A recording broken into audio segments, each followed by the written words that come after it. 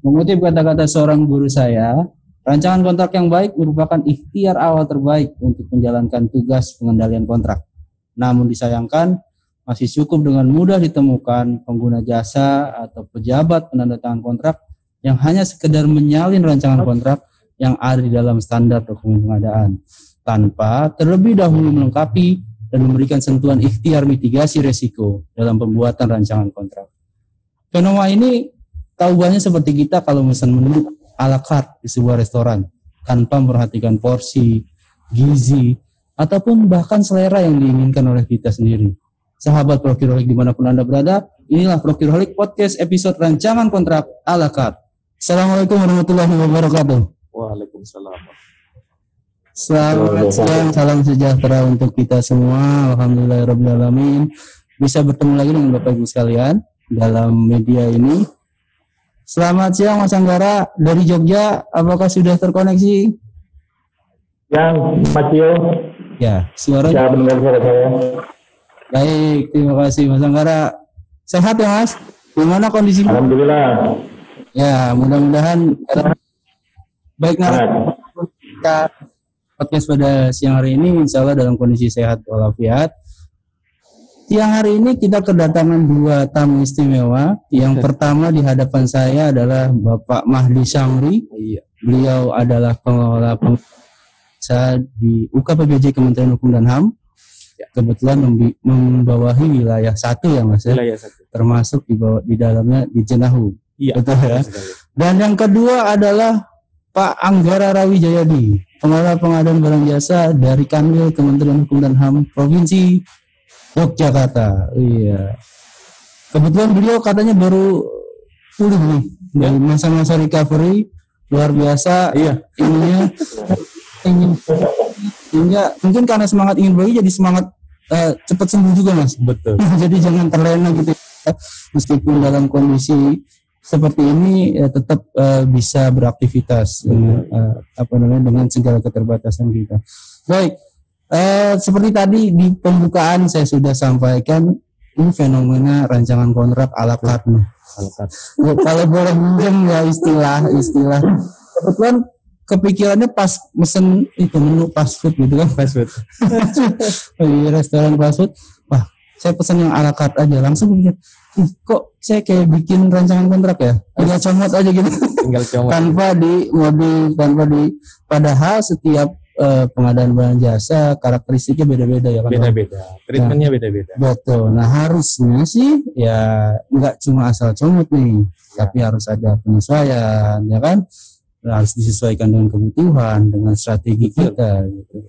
Nah inilah yang akan kita coba dengarkan petuah-petuahnya nih dari para ahli kontrak kita pada siang hari ini. Nah, kesempatan pertama mungkin saya akan mempersilahkan kepada Pak Anggara Rawijayadi dulu. Sebelum memulai paparan silakan memperkenalkan diri dulu Mas. Mungkin banyak yang audiens kita banyak yang belum kenal. Silakan Mas Anggara. Ya Mas Tio, selamat siang. Saya Anggara Rawijayadi dari Kanwil Kemenkumham DIY, pengelola PJJ Muda yang sudah cukup lama juga bergelut dengan pengadaan dari zaman masih konvensional sampai sudah sangat maju di zaman digital ini. Saya juga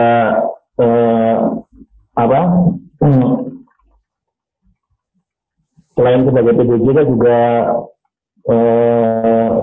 sebagai ahli konstruksi, ahli K3 konstruksi, sebagai mediator pengadaan maupun advisor pengadaan sama dengan Pak Tio maupun Pak Mahdi juga. Jadi sama-sama diskusi di sini. Saya bukan berarti saya sudah lebih hebat atau bagaimana, ada Pak Mahdi juga, ada Pak Tio, kita sama-sama diskusi. Mungkin dari kami juga belum memiliki kesempurnaan juga. Makasih Pak Tio. Ya. Baik Mas Anggara. Ya kita bersama-sama berusaha nih untuk mencapai kesempurnaan itu lah ya. Iya. Namanya manusia tentunya pasti hanya bisa berusaha memitigasi betul. Memitigasi resiko dari berbagai macam. Betul sekali. Baik Mas Anggara, waktu dan tempat disilakan untuk memulai paparan. Silakan. Silakan di share screen aja Mas, dari Mas Anggara aja. Ini ya.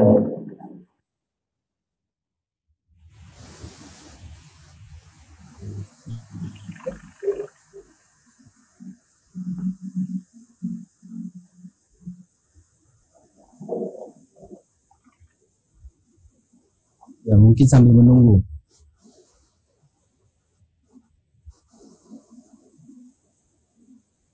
Baik. Sudah bisa terlihat ya, di zoomnya sudah terlihat. Baik, silakan Mas Anggara, langsung dimulai saja. Oke.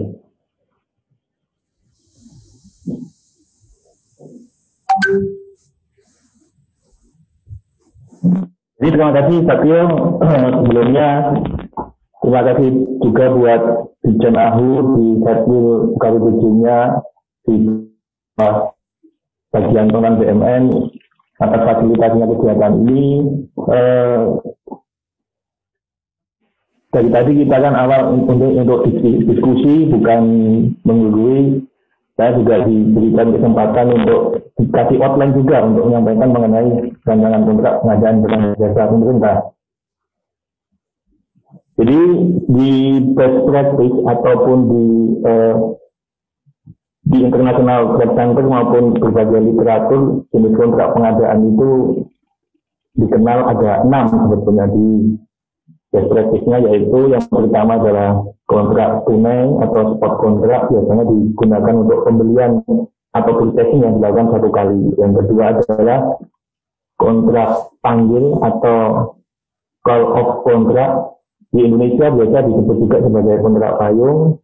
Ada juga kontrak jual beli berkala atau dikatakan regular trading kontrak.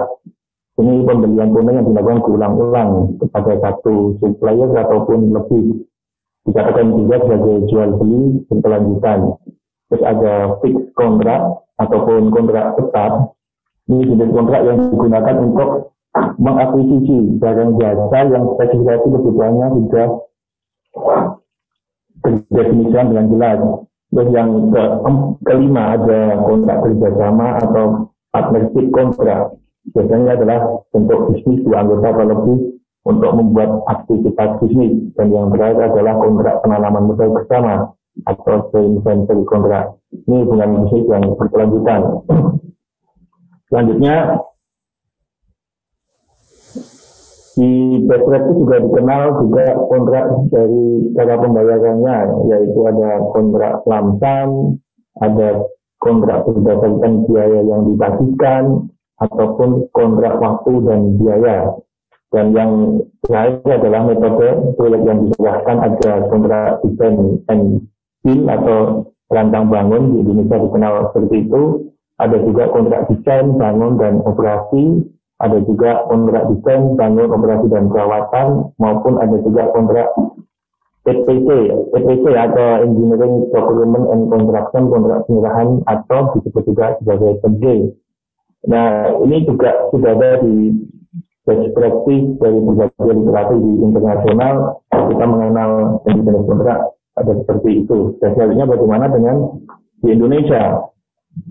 Atau yang dikatakan kontrak secara umum. Di Indonesia diatur oleh Peraturan Presiden Nomor 16 tahun 2018. Pada pasal 27 disebut jenis-jenis kontrak, yaitu dibedakan dari jenis pengadaan barang, konstruksi maupun jasa lainnya. Ada 5 jenis kontrak, yaitu kontrak lump sum, kontrak harga satuan, ada gabungan harga satuan dan lump sum, ada juga kontrak tengge dan kontrak payung.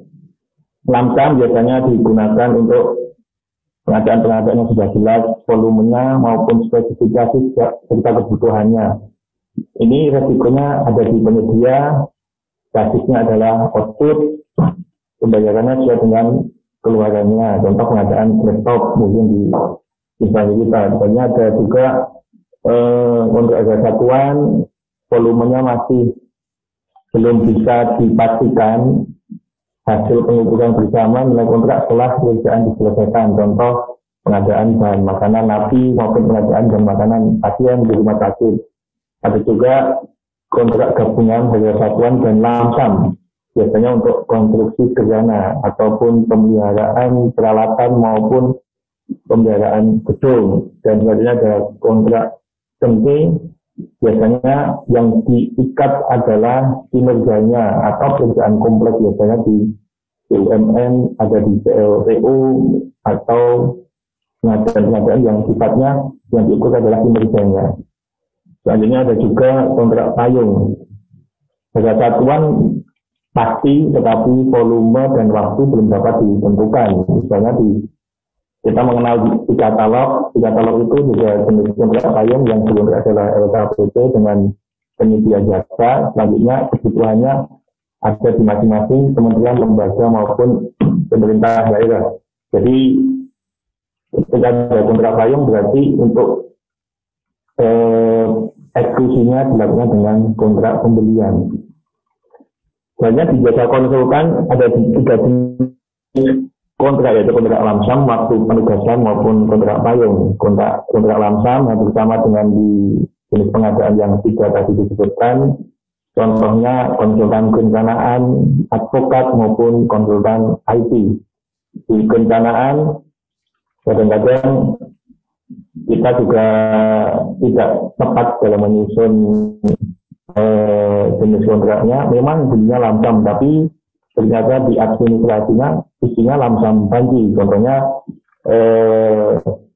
misalnya dibutuhkan ada tenaga ahli arsitek, memang kebutuhan waktunya adalah 3 bulan, jumlah tenaga ahlinya ada 3, disebutkan juga itu harga satuannya. Jadi nanti sama saja ketika di auditnya jadi harga satuan, bukan lamsam. Ini kadang-kadang kita yang kurang teliti dalam menyusun jenis kontrak seperti konsultan perencanaan. Sebenarnya ada juga kontrak waktu penugasan, biasanya ruang lingkupnya juga belum bisa didefinisikan atau waktunya yang belum bisa dipastikan. Biasanya di konstruksi ada konsultan pengawas, manajemen konstruksi, jasa dokter misalnya, konsultan SDM, dia menghitungnya biasanya dengan satuan waktu penugasan tertentu. Yang terakhir adalah kontrak payung, hampir sama dengan pada jenis pengadaan yang tadi, dia belum bisa ditetapkan volume maupun waktunya. Jadi tetap ada kontrak payung untuk pelaksanaannya dengan kontrak pembelian. Kemudian juga saya dipesan untuk menyampaikan sedikit pengenalan mengenai hubungan antara kontrak SPM atau supply positioning model, ada juga SPM atau supply perception model. Ini adalah salah satu teori yang penting dalam bidang pengadaan barang dan jasa. Ini sudah dikenal di berbagai ilmu manajemen, di cabang ilmu manajemen apa saja juga biasa dikenal. Jadi sebetulnya ada teori SPM ini, kalau nggak salah itu ditemukan oleh Klasik. Dia membagi jenis pengadaan ataupun dia membagi klasifikasi barang dan jasa itu menjadi 4 kuadran. Yang pertama ada kuadran yang paling bawah, paling ujung, ada kuadran yang namanya rutin. Terus di atasnya ada kuadran yang namanya bottleneck, yang paling sebelah kanan leverage, dan yang adalah critical. Jadi sebetulnya ini ada juga teori lain yang disebut sebagai teori Pareto, di mana 80% item itu nilainya hanya 20% biasanya ada di bawah sini.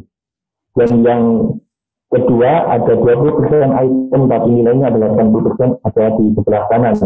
Ini juga bisa diartikan sebagai panah ke atas itu adalah impact, atau juga bisa sebagai dikatakan risiko dalam pengadaan. Semakin ke atas risikonya semakin tinggi, sedangkan yang ke kanan adalah nilai atau biaya yang dikeluarkan dalam pengadaan. Jadi saya juga akan memberikan contoh. Di rutin itu biasanya ada pengadaan yang sifatnya memang sudah sangat rutin dan itu risikonya kecil maupun nilainya kecil. Biasanya di instansi ada pengadaan ATK, ada juga cleaning service, ada juga tentang pengadaan jasa keamanan, itu biasanya bersifat rutin dan ada di posisi sini. Misalnya di sebelah atas yang bottleneck, pengadaan yang risikonya tinggi tetapi biayanya kecil, itu biasa pengadaan yang sifatnya sudah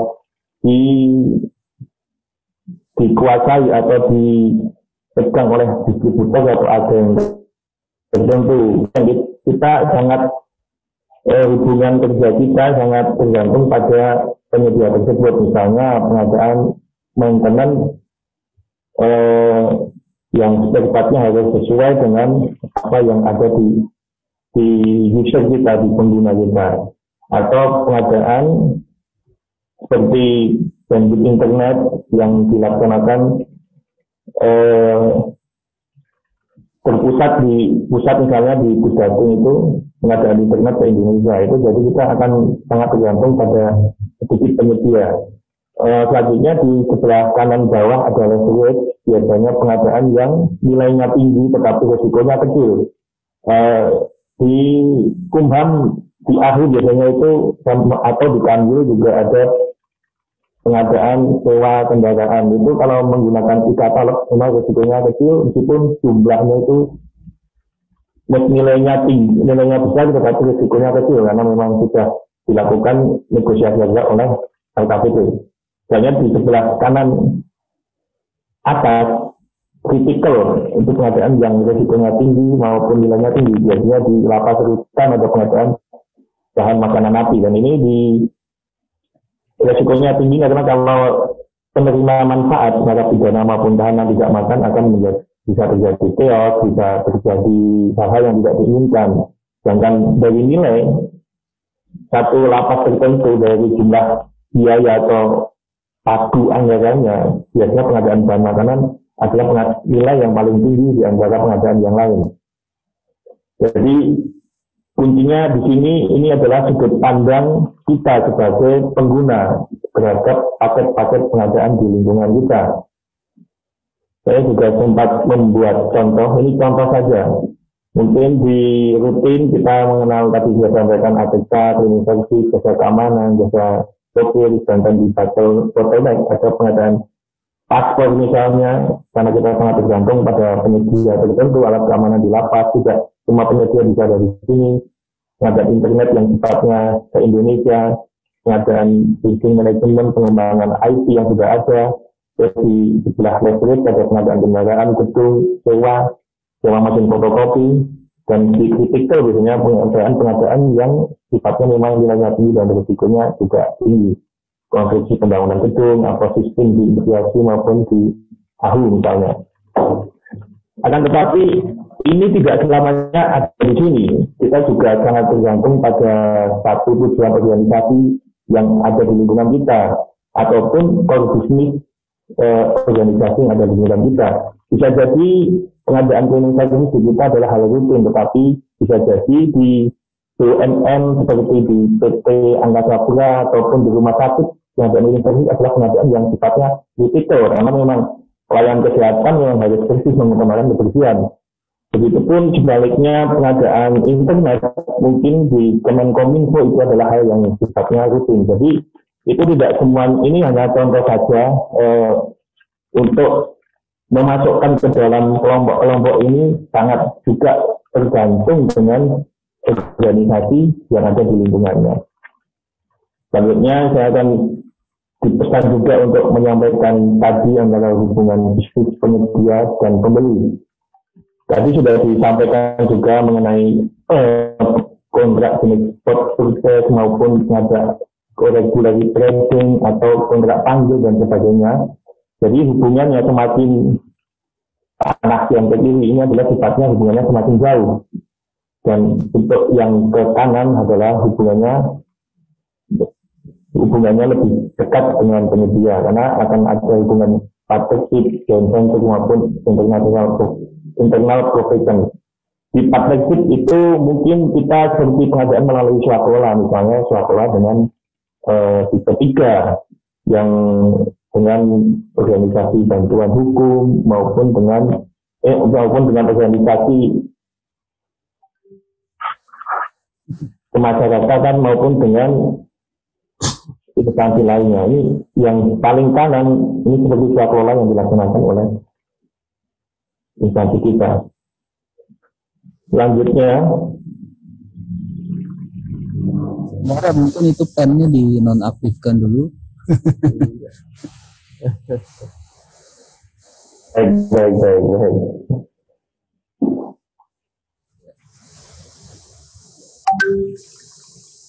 Ini sebagai catatan juga tadi sudah disampaikan, semakin ke kanan tak ukurnya semakin tepat dengan media ataupun sebaliknya. Dan tadi juga organisasi tujuan organisasi sangat berpengaruh terhadap jenis pengadaannya. Tadi seperti manajemen logistik di airport maupun di rumah sakit itu adalah hal yang sifatnya bukan lagi rutin, itu menjadi digital. Begitu pun sebaliknya pengadaan yang lain.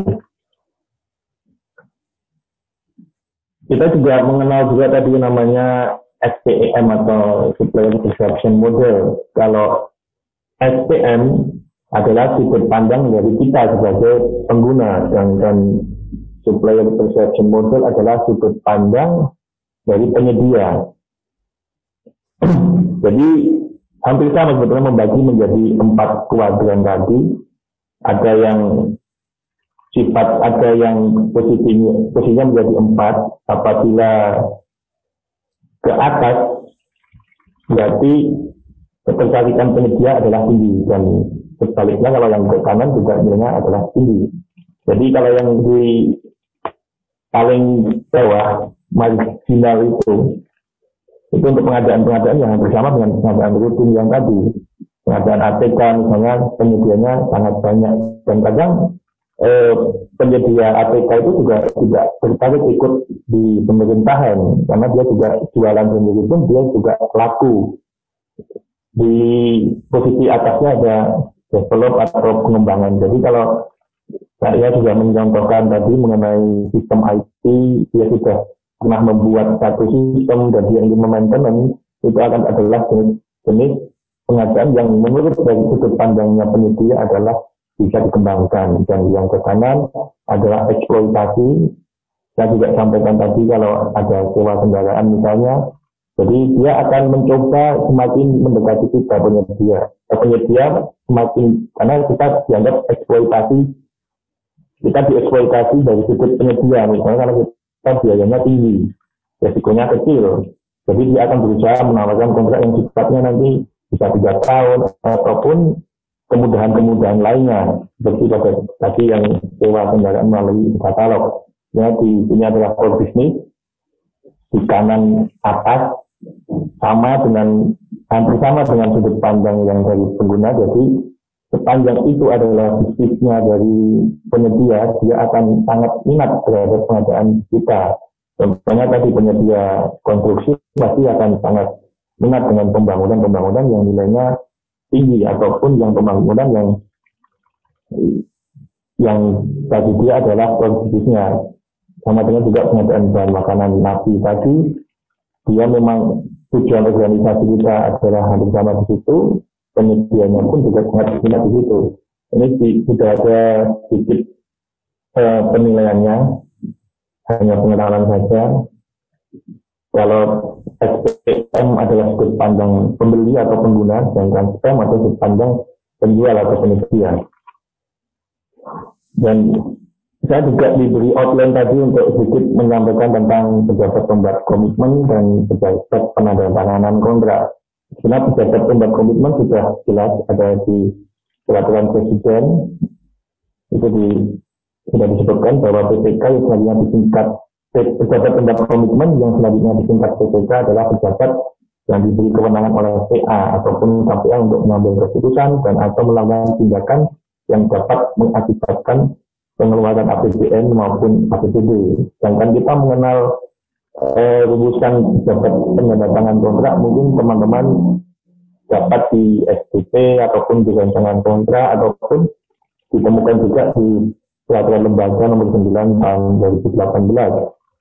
Dan di situ disebutkan pejabat penandatangan kontrak adalah PA, KPA atau PPK.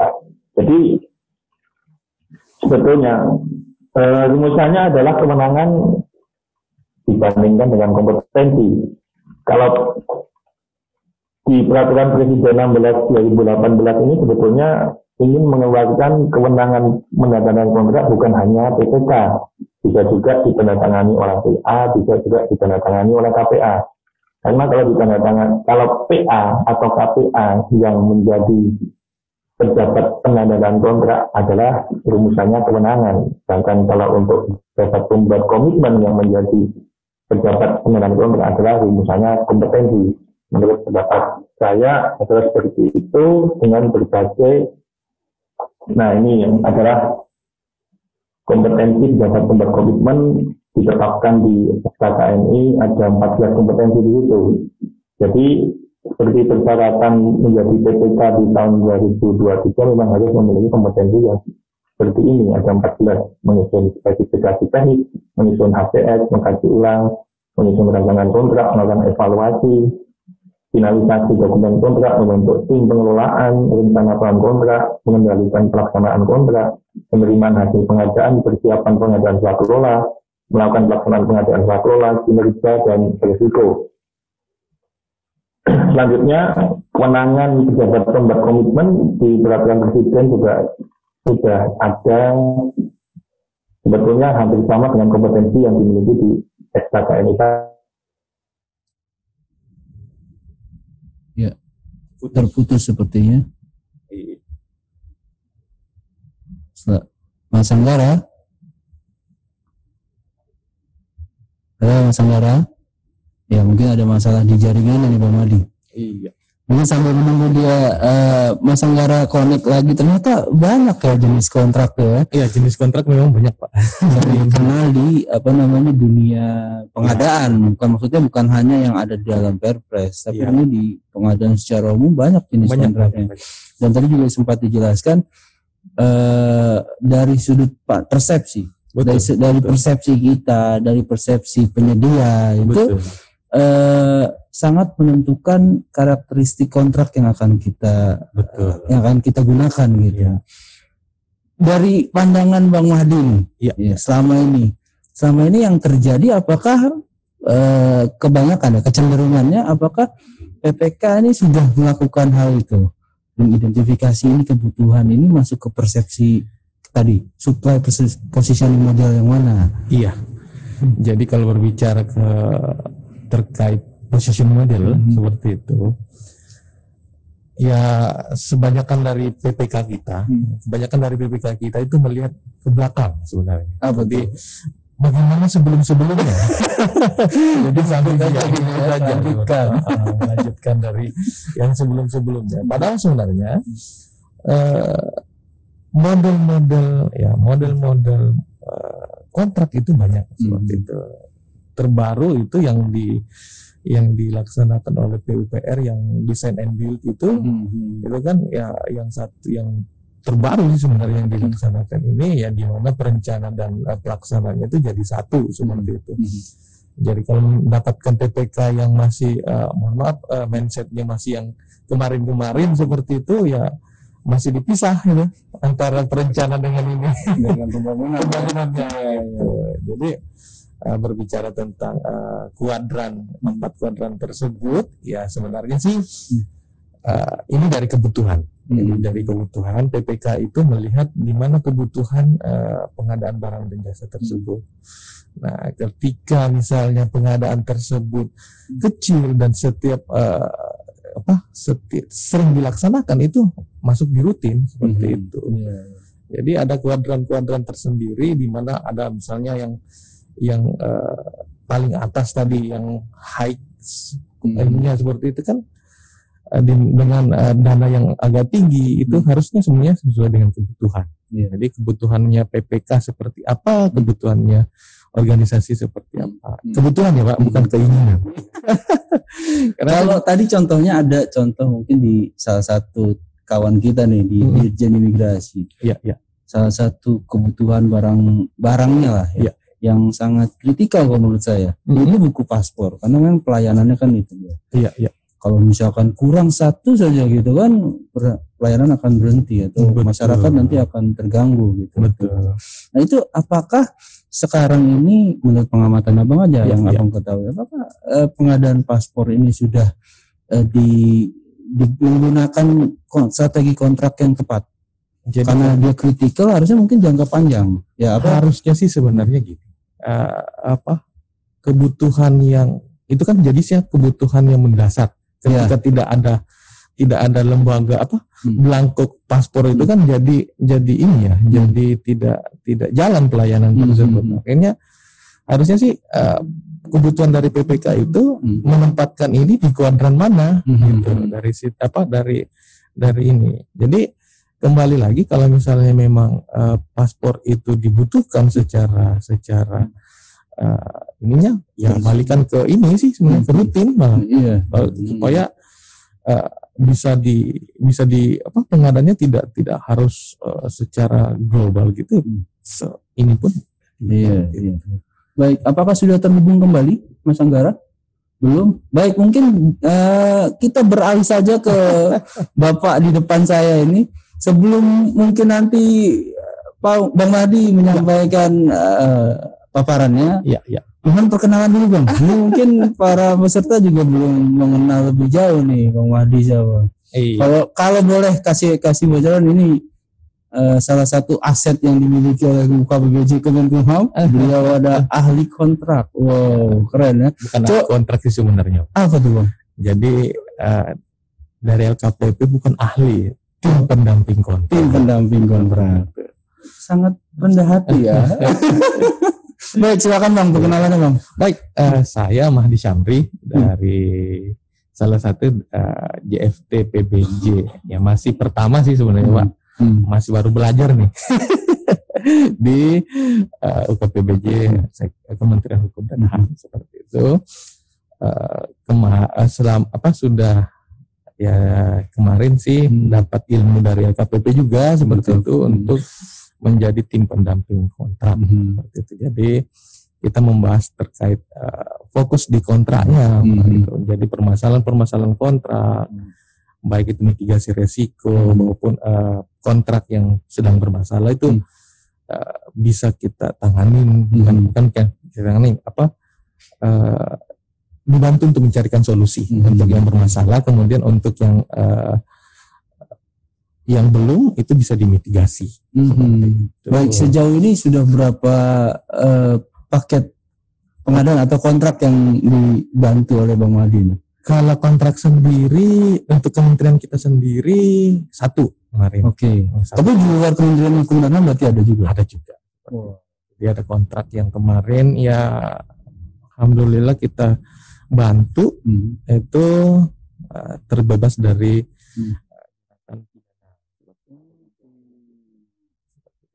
itu di mana Bang? Kalau boleh tahu Bang. Saya sensor aja. Oke. Tapi di Kumham. Bukan. Di salah satu dinas. Oh, ini kode etik tim pendamping kontrak ya. Jadi kita ada kalau kita masalahnya kan substansi nantinya ke situ. Tapi intinya dengan bergabung di tim pendamping kontrak LKPP Abang jadi bisa punya ini lebih luas ya Bang. Bukan punya belajar lebih banyak. Punya kesempatan belajar lebih luas dan lebih banyak. Iya, betul. Jadi tim pendamping kontrak itu juga ada beberapa yang saya banyak belajar dari situ. Itu. Jadi merancang kontrak yang dulunya yang masih template dengan dapat ilmunya itu ya setidaknya bisa memberikan men-sharing berbagi bagaimana rancangan kontrak yang baik, bukan yang baik, yang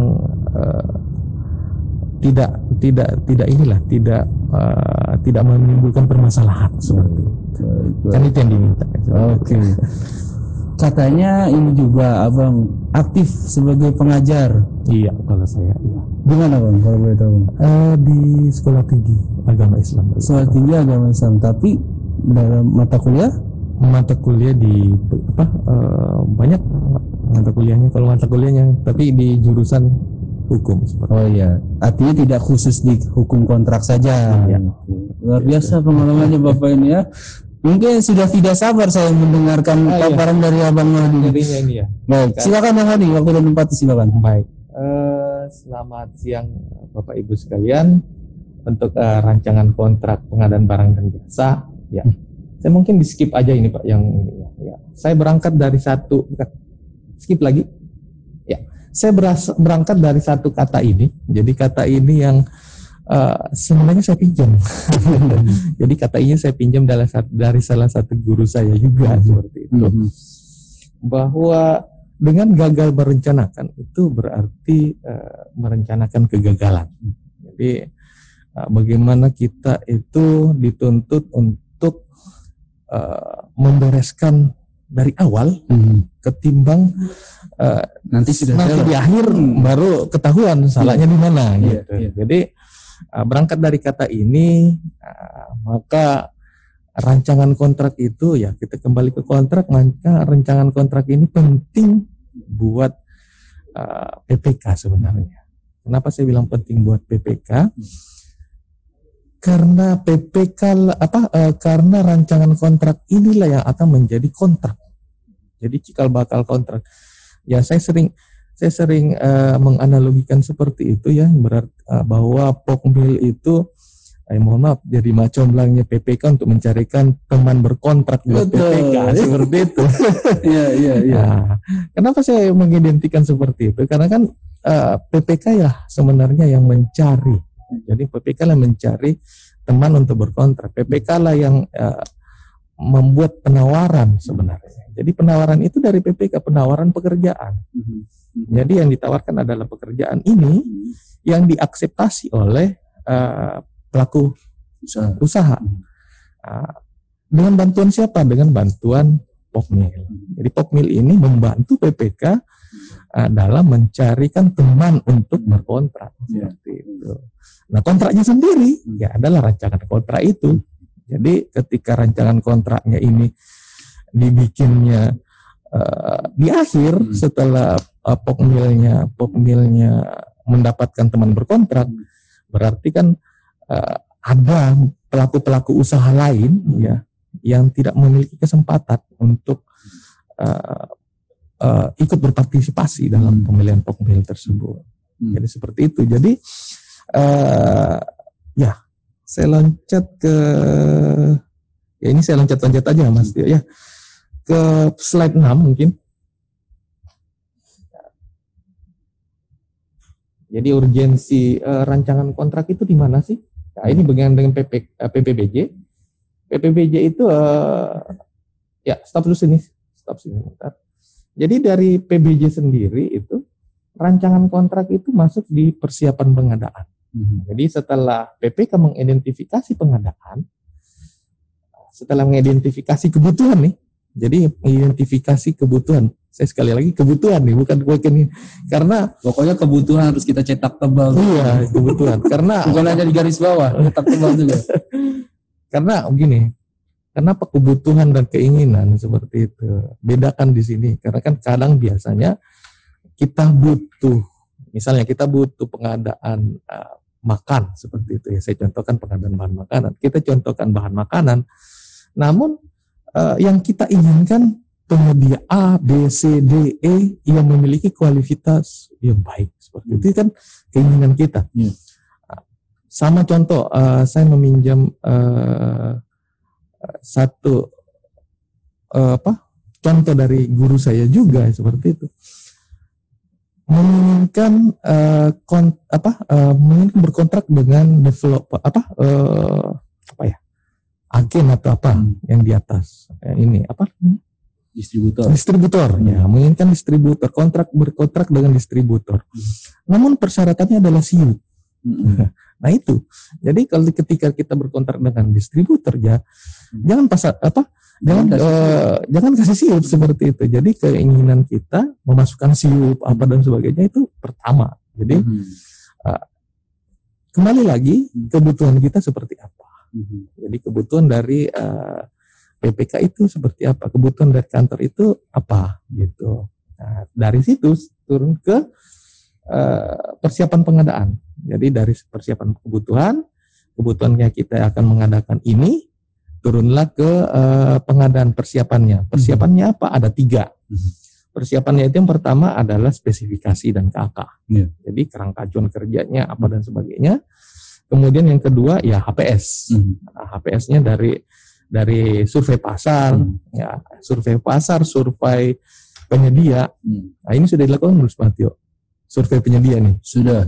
Survei penyedia itu mengetahui berapa penyedia yang ada di pasaran seperti itu. Kemudian yang ketiga adalah merancang kontraknya. Bagaimana model kontrak yang akan dilaksanakan nantinya seperti itu.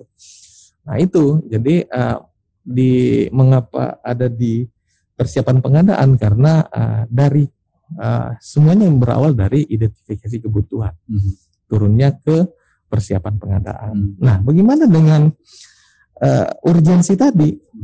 Izin Pak, next lanjut. Ya, urgensi tadi. Ya, ini urgensi mengapa rancangan kontrak itu harus dibuat dari awal dan tidak bisa diubah setelah tanda tangan kontrak. Ya, ini yang kita sering terlewat di sini. Kita sering membuat kontraknya itu setelah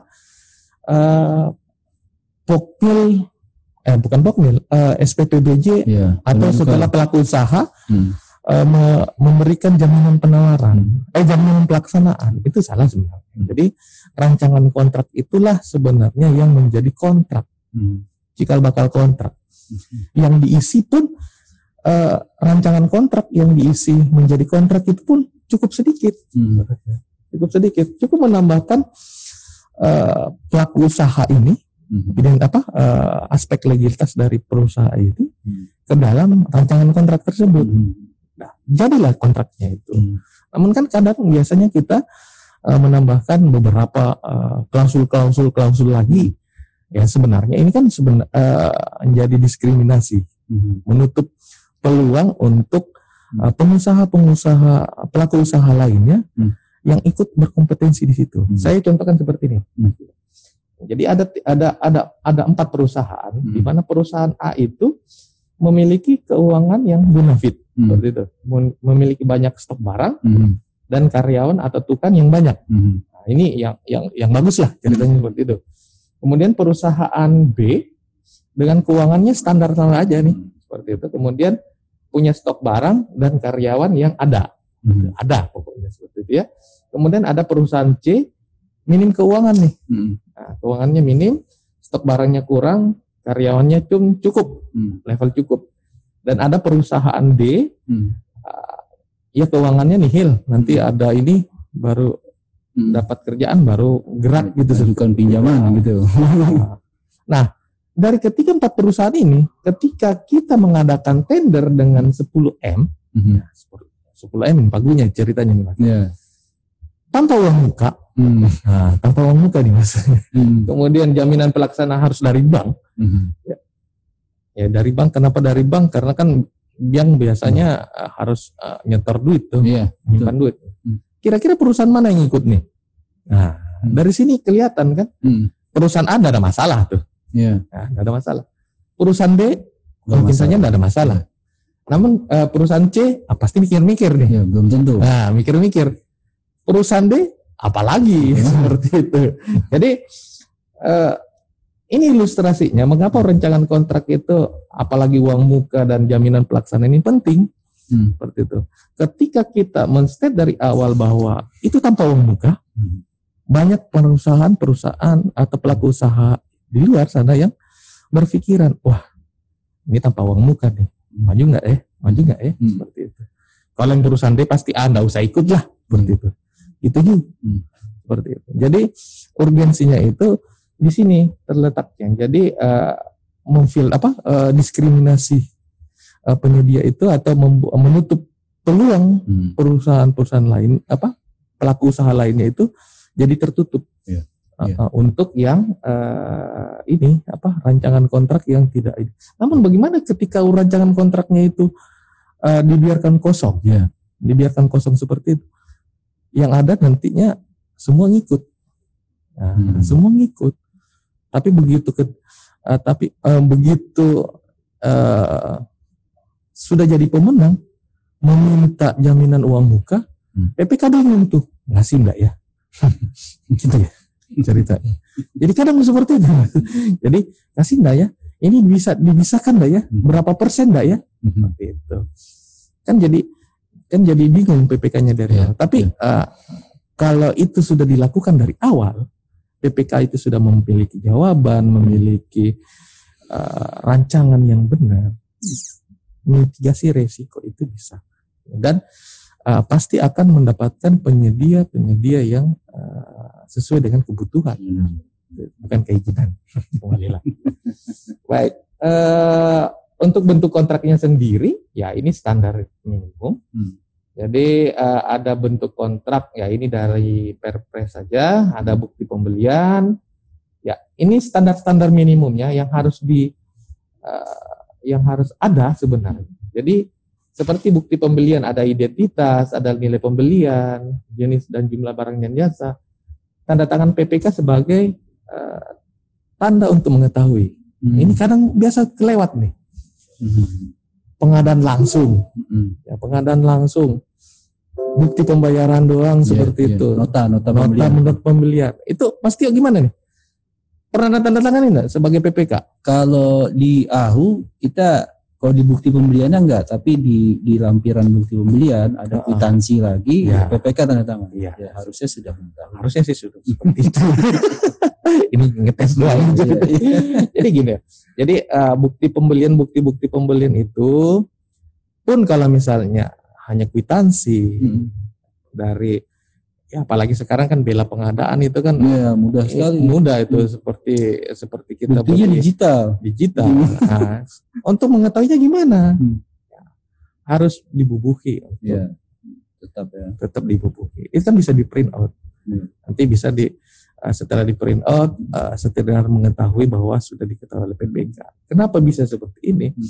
Kan bisa saja yang melaksanakan adalah staf PPK atau tim pembantu PPK. Sekaligus mitigasi resiko juga. Ya, itu untuk bukti pembelian, kwitansi. Ya, ini kwitansi identitas para pihak. Ya, SPK. Ya, ini pun SPK ini kadang biasa kita debatable ini. Pengadaan langsung misalnya seperti itu. Perlu pakai SPK enggak kira-kira? Itu yang jadi. Pengadaan di bawah 50 juta atau misalnya 20 juta yang harusnya kwitansi aja. Bisa enggak pakai SPK? Jawabannya bisa, Mas. Iya, bisa lah. Bisa. Jadi jawabannya bisa. Kadang kan biasanya kita di state di sini, itu hanya bukti pembayaran. Itu hanya kwitansi aja seperti itu. Kenapa kita munculkan bisa SPK seperti itu? Karena di SPK itu ada hak dan kewajiban dari para pelaku pengadaannya itu. Nah, ketika kita hanya misalnya cukup dengan kwitansi, tapi tidak melampirkan hak dan kewajiban, ada salah satunya yang non prestasi, otomatis kan tidak bisa jadi ini. Seperti itu. Jadi sah-sah saja kalau misalnya pengadaan di bawah 50 juta yang menggunakan kwitansi atau bukti pembelian itu menggunakan SPK. Ya, kembali lagi karena kontrak itu kan kesepakatan dua pihak. Betul. Undang-undang bagi para pihak yang menandatangani gitu kan. Ya, kalau salah satu pihak butuh SPK ya silakan diberikan gitu kan. Tidak ada larangan seperti itu. Dan lebih bagusnya sih kalau pengadaan yang kecil-kecil seperti itu ya, yang rutin-rutin seperti itu ya dimunculkan SPK-nya seperti itu. Karena untuk memitigasi di mana sih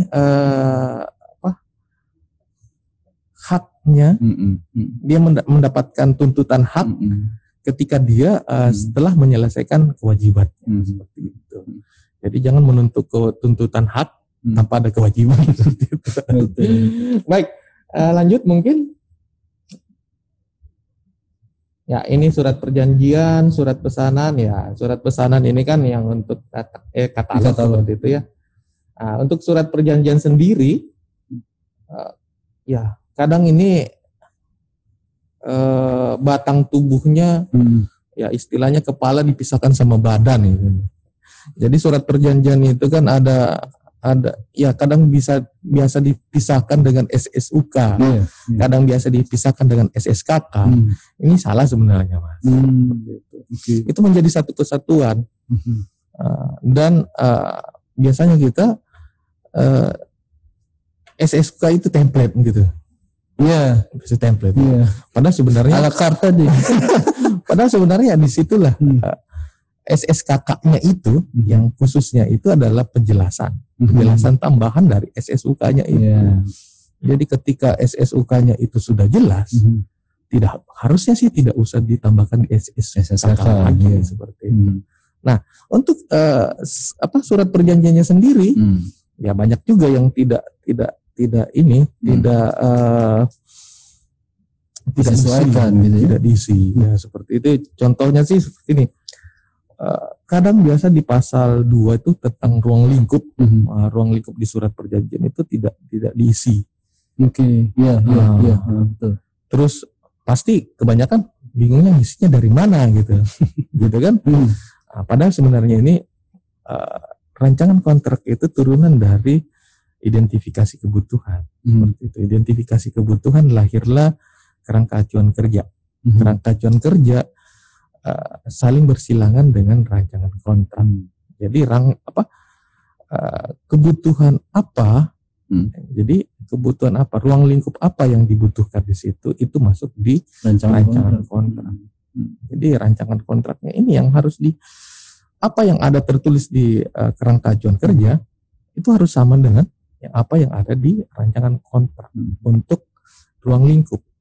Seperti itu. Karena kan biasanya kita ruang lingkup kerangka acuan kerjanya bagus nih, terus dibikin dengan bagus. Tapi rancangan kontraknya banyak yang kosong-kosong seperti itu. Nah, itu yang agak ini. Nah, kemudian untuk yang SSUK-nya juga, ya jangan berpikir bahwa semuanya diatur dalam SSKK, sehingga SSUK-nya ditinggalin seperti itu. Harusnya sebenarnya di SSUK-nya lah sebenarnya. Ada beberapa yang harus dihapus. Pun kalau misalnya tidak mau dihapus, cukup dicoret. Cukup dicoret sehingga pelaku usaha itu mengetahui bahwa yang dicoret ini tidak terpakai, tidak diperlukan. Ya karena memang LKPP ya, kita kan tahu mengeluarkan 4 jenis SDP untuk 4 jenis pengadaan. Betul. Misalkan yang paling sering saya temukan di lapangan adalah tidak bisa mengikuti SDP adalah jasa lainnya, Bang. Jasa lainnya itu luas banget. Ya. Itu satu pekerjaan dengan pekerjaan lain bisa jadi tidak sama karakteristiknya, otomatis klausul-klausul di dalam SSUK-nya juga harus disesuaikan. Betul. Jadi harus disesuaikan. Contohnya menggunakan asuransi apa?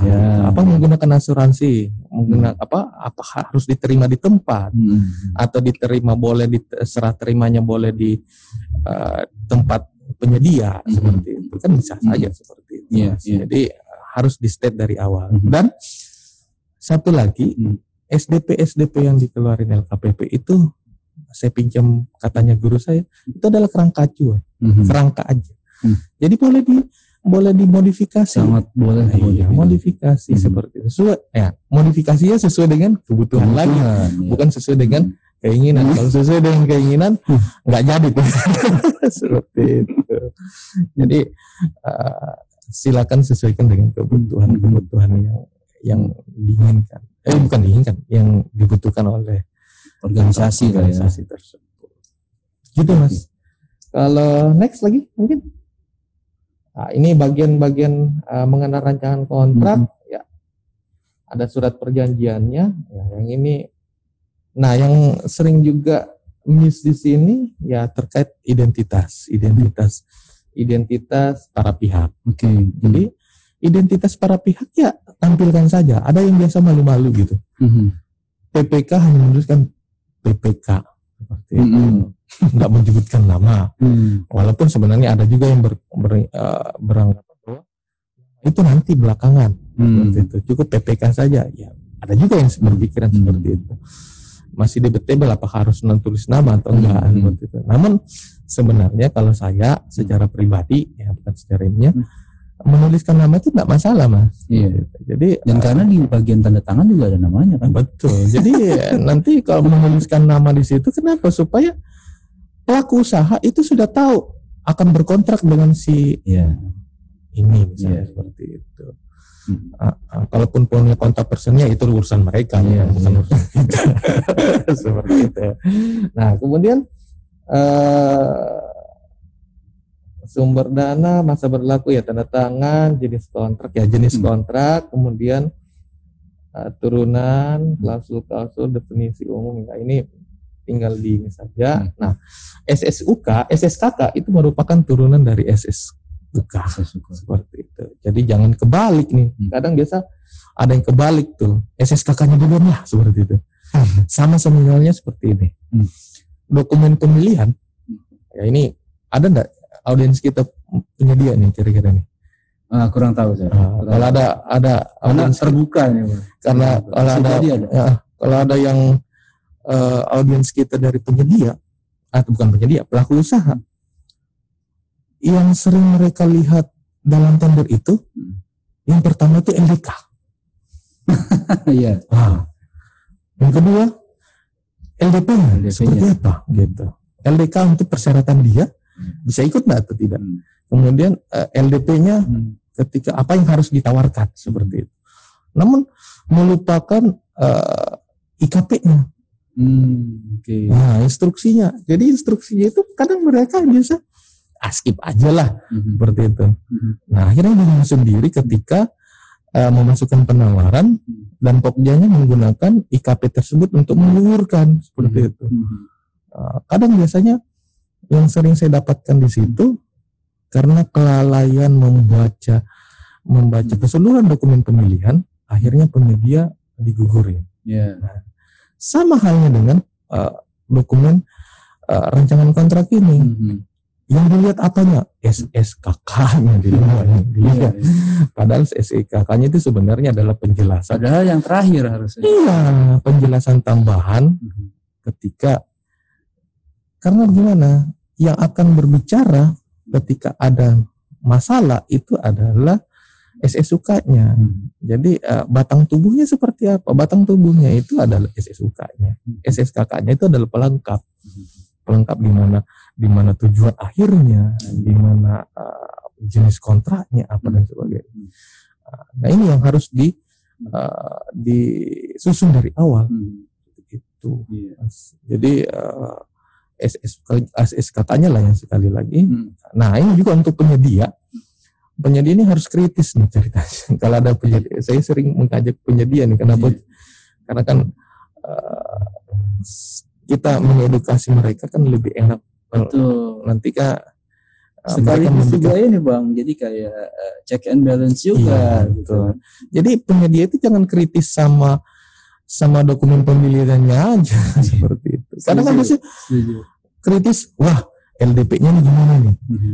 Boleh nggak Pak ini persyaratan? Padahal itu persyaratan ujungnya itu hanya sampai dengan penetapan pemenang SPPBJ.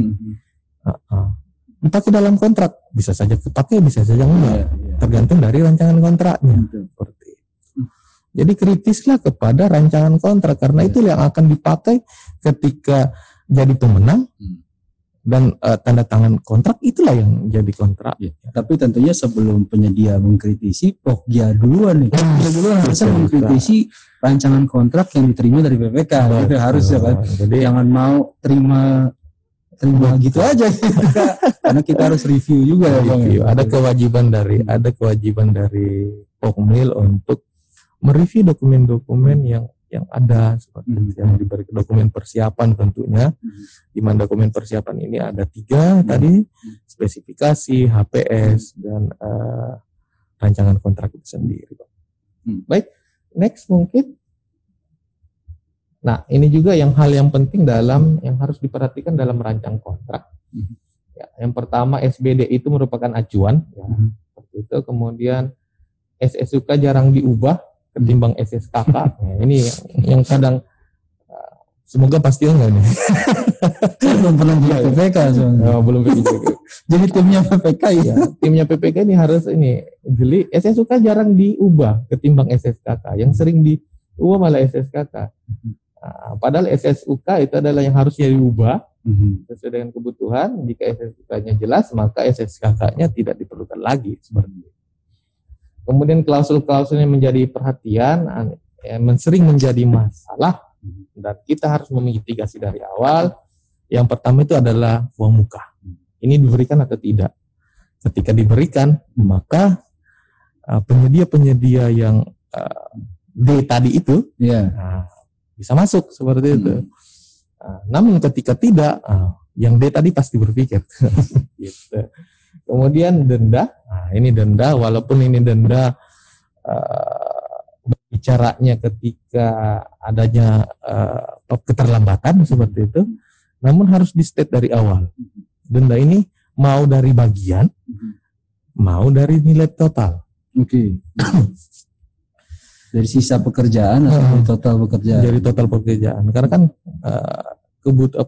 kadang biasanya gini, kita bisa serah terimakan parsial, seperti itu. Serah terima parsial. Kalau di konstruksi dikenal tuh, serah terima parsial. Serah terima parsial. Tapi kita pikirnya harus satu kaligus tuh. Kalau tidak dendanya satu kaligus, gitu. Jadi harus kita lihat mana yang bisa per part. Barang juga ada juga seperti itu. Jadi jangan apalagi penyedia yang ini internet atau apa gitu kan bisa saja seperti itu. Jadi dendanya itu dari bagian berapa yang mereka terlambat aja, enggak dari satu kesatuan ini. Nah, itu juga bisa menjadi ini buat penyedia. Ini dari nilai kontrak nih, nawar enggak ya gitu. Cerita. Bisa menjadi dasar untuk penyedia mengambil keputusan. Betul. Ketika menyusun penawaran harga gitu Bang ya. Wah, dia akan memperhitungkan nih, wah kayaknya saya pasti telat. Jadi ya apalagi di akhir tahun ya seperti itu kan. Jadi sudah memperhitungkan denda juga penawaran. Kemudian jenis kontrak ya, ini jenis kontrak banyak modelnya. Kemudian pembayaran ya, ini kadang biasa ada juga, saya pernah dapatin kasus seperti itu, pemikirannya itu dia menggambarkan itu pembayaran lengkap dengan kontraknya seperti itu. Jadi pembayaran ini ada 3 sebenarnya termin. Termin kan biasanya banyakkan ke konstruksi. Persentase seperti itu. Kemudian bulanan identik dengan ini, kemudian sekaligus identik dengan barang dan sebagainya. Namun kan bisa saja sebenarnya jasa lainnya itu pakai termin. Bisa. Itu kan biasa. Itu identik dengan ini, nggak boleh itu. Itu untuk misalkan gitu Bang. Jenis pembayarannya apa? Termin. Lah kenapa termin? Itu kan konstruksi. Ya itu pemikiran yang agak identik dengan ini, akhirnya jadi menggeneralisasi bahwa itu adalah khusus untuk konstruksi atau apa. Padahal sebenarnya tidak seperti itu. Iya betul. Bisa saja konstruksi sekaligus gitu. Kalau tidak terlalu besar nih Bang. Bisa konstruksi sekaligus, konstruksi sederhana. Seperti bangun parkiran, masa termin gitu. Seperti itu Bang. Kemudian waktu pelaksanaan ya, ini waktu pelaksanaan ya, tadi juga sempat ada yang bertanya tuh di Zoom tuh, di paket AHU tuh tadi. Ini 36 bulan. Tapi dia nggak lihat itu modelnya kontrak. Jadi kita harus jelasin lagi bahwa kontrak payung itu memang bulan, namun kontrak turunannya adalah 1 tahun 12 bulan seperti itu. Jadi HPS-nya menggunakan 12 bulan. Seperti itu. Kan gimana nih? Gak nyambung. Sudah jalan lagi. Baik, selesaikan dulu. Saya selesaikan dulu. Kemudian ada penyesuaian harga. Ini penyesuaian harga khusus untuk tahun jamak. Jadi jangan kan ada yang berpikir juga, itu teman-teman kita berpikir juga, nanti ada penyesuaian harga seperti itu. Padahal itu penyesuaian harga untuk kontrak yang di atas 18 bulan dan sebagainya. Kemudian ada yang ini yang sering agak ribet nih, subkontrak. Ya, Nah, subkontrak perlu nggak subkontrak atau enggak? Nah, ini harus di state dari awal yang seperti tadi yang kemarin. Ada subkontrak untuk yang service. Jadi dengan prinsip harus di state dari awal supaya penyedia pelaku usaha itu berpikiran, oh nggak apa-apa saya nawar seperti itu. Nanti kalau misalnya ini saya bisa saya subkonkan seperti ini. Kemudian ya ini penyelesaian sengketa ini walaupun kita tidak mengharapkan sengketa, kita sudah men-state dari awal ketika ada sengketa kita melarinya ke kita sarankan sih larinya ke si ada salah satu pihak yang tersakiti. Kemudian korespondensi para pihak ini yang kadang biasa ada juga yang masih salah kaprah. Korespondensi para pihak kalau pihaknya itu hanya PPK nggak usah korespondensi lah seperti itu. Oke. Karena kan biasa gitu korespondensi para pihak di atasnya sudah PPK yang bertanda ini korespondensi lagi lah sama seperti itu. Kecuali PPK-nya mungkin di tempat lain seperti itu ada wakil para pihak koresponden ke situ ya boleh kita duga. Mungkin ada tim PPK di bawahnya. Tim pembantu PPK, staf PPK. Well, material onsite ini juga kadang ada yang menjadi masalah ketika putus kontrak.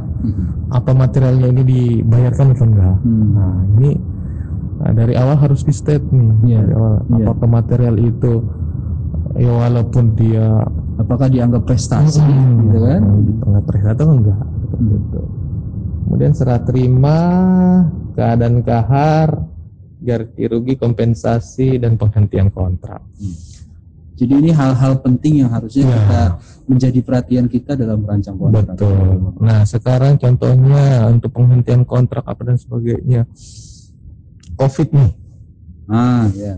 COVID nih ternyata dananya dialihkan ke penanganan COVID. Nah, kontraknya seperti apa? Banyak yang menghentikan kontrak. Padahal sebenarnya kan bisa dihentikan sementara. Banyak yang diputus kontrak, banyak yang diputus kontraknya. Padahal sebenarnya bisa dihentikan sementara sambil menunggu tahun depan kan bisa dianggarkan kembali seperti itu. Tahun depan dianggarkan kembali, keluar dananya, kita tinggal adendum. Oke, artinya tidak perlu tender lagi. Karena tender itu memerlukan waktu lagi. Betul. Dan pada prinsipnya sebenarnya ini kan keadaan kahar ya. Betul. Jadi keadaan kaharnya itu keadaan kaharnya pun diperluas sekarang bukan karena kriteria-kriteria yang itu saja, tapi keadaan kahar itu sebenarnya gini. Ketika tidak direncanakan dari awal dan itu luar dari kemampuan dari para pihak, unpredictable lah ya. Iya seperti itu. Jadi, kondisi tidak terduga. Apa saja kondisi tidak terduga dari kedua belah pihak, itu tidak direncanakan dari awal. Itu termasuk dalam kategori kahar. Baik. Oke Bang Madi, sebelum dilanjut kita sudah tersambung lagi dengan Mas Anggara. Halo Mas Anggara, selamat siang. Siang. Nah, sudah tersambung lagi ya? Ya boleh, jadi unstabil sinyalnya kayaknya, mendung biasanya. Kan hati dan pikiran kita nggak mendung ya. Biar kita jadi terang benderang nih tentang rancangan kontrak. Mas Anggara, monggo dilanjut, tadi paparannya sempat terputus. Boleh. Ya sedikit sebetulnya, kita diskusi kita. Apa Mas? Ya.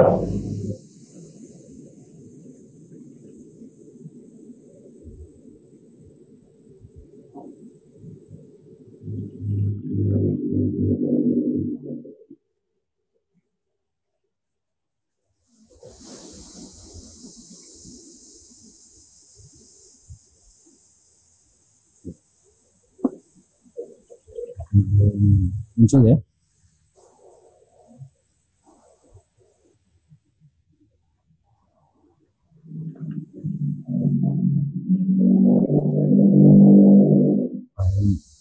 Pak Anggara sedang di samping jendela.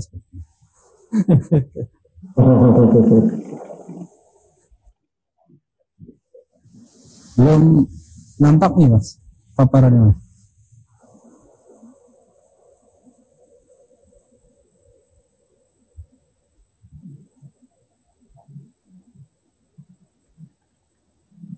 Apakah ada kesulitan Mas Anggara untuk menampilkan paparan? Kelihatan ya gitu. Close dulu share screen-nya baru. Iya. Mungkin coba diulang lagi Mas. Buka dulu baru di share screen. Ya, oke. Sudah terlihat jelas. Silakan Mas. Tadi sampai dengan PPK dan pejabat penandatangan kontrak ya. Kewenangan PPK. Jadi kewenangan PPK kan sebetulnya sudah ada di peraturan presiden juga, hampir sama dengan kompetensi tadi. Cuma ada beberapa hal seperti melaksanakan e-book testing untuk nilai paling sedikit di atas 200 juta. Ya bersama semua sudah ada, dan yang unik itu PPK juga tidak hanya sebagai manajer dalam suatu pengadaan di PMK atau Menteri Keuangan juga mengatur mengenai PPK.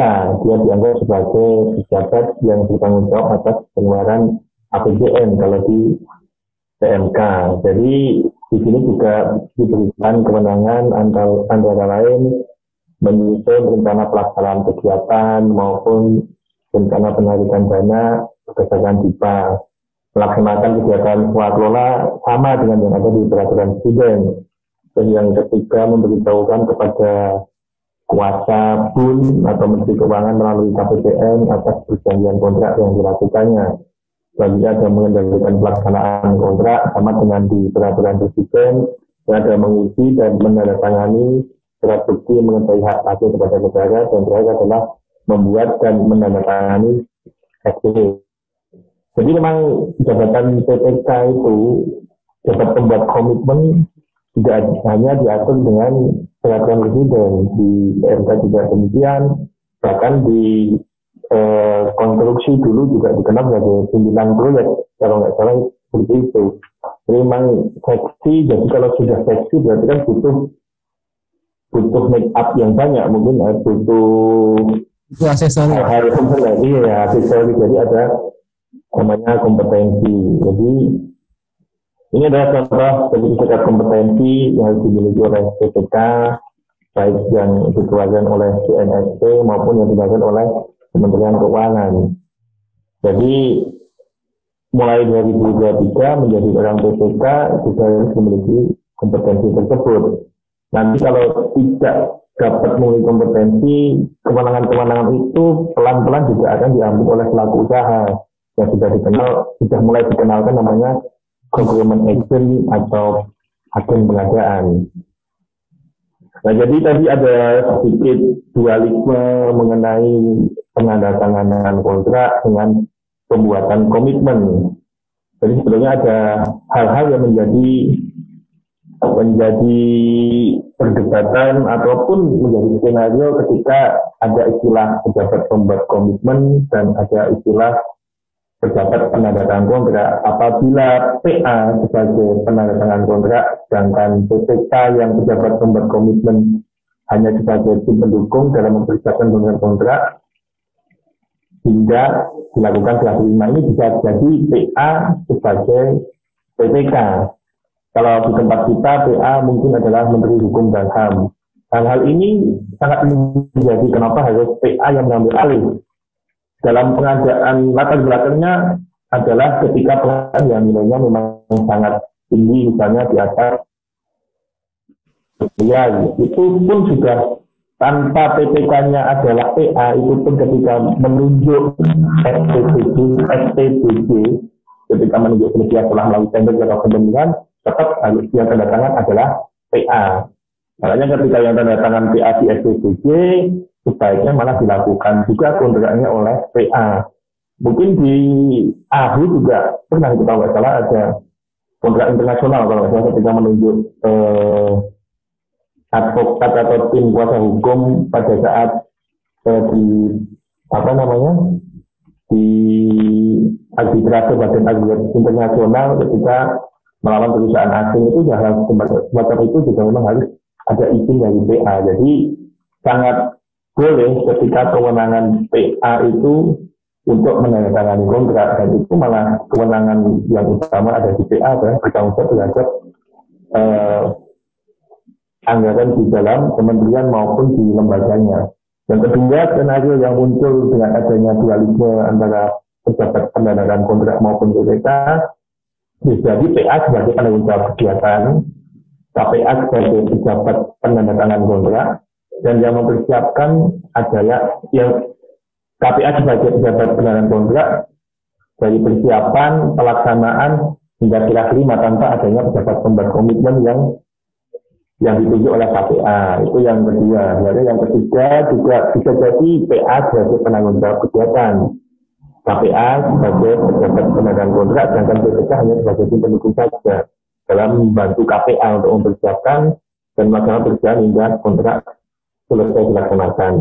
Dan yang keempat adalah yang pejabat pembuat komitmen sebagai pejabat penandatangan kontrak, dia melaksanakan persiapan hingga pekerjaan dilakukan serah terima. Ini adalah 4 hal yang muncul dengan adanya istilah yang baru untuk pejabat penandatangan kontrak. Berarti sangat mungkin di instansi atau organisasi kita terjadi 4 kemungkinan seperti ini. Selanjutnya ada kesimpulannya ketika muncul istilah pejabat penandatangan kontrak, berarti pejabat pembuat komitmen dalam konsepsi Perpres 16 2018 tidak mutlak lagi sebagai pejabat penandatangan kontrak. PA dapat tidak melimpahkan atau juga dapat melimpahkan kewenangan pejabat penandatangan kontrak kepada KPA ataupun PPK. Yang ketiga, KPA yang mendapat pelimpahan kewenangan penandatangan kontrak dapat melimpahkan kepada PPK atas persetujuan PA. Selanjutnya yang keempat, seluruh klausa dokumen yang membahas tentang kewenangan kontraktual hanya menyebutkan jabatan pejabat penandatangan kontrak, baik itu SPBC, kontrak jaminan hingga serah terima pekerjaan. Alur pelimpahan kewenangan PA, KPA, dan PPK diperjelas dalam dokumen yang merupakan bagian tak terpisahkan dari kontrak. Jadi saran saya sebetulnya ketika rencana umum pengadaan sudah ditayangkan, sebaiknya kalau memang KPA menunjuk PPK untuk menjadi pejabat penandatangan kontrak harus ada surat penunjukan berdasarkan jumlah paket penyedia, jadwal dan lingkup penugasannya, sampai di mana tugas dia, apakah hanya menandatangani kontrak hingga sampai pembayaran atau sampai di mana, atau hanya membantu ketika persiapan. Jadi hal-hal semacam itu tidak hanya bisa dengan SKPPK sebagai pejabat berkendaraan saja. Itu kesimpulan ketika ada istilah pejabat penandatanganan kontrak.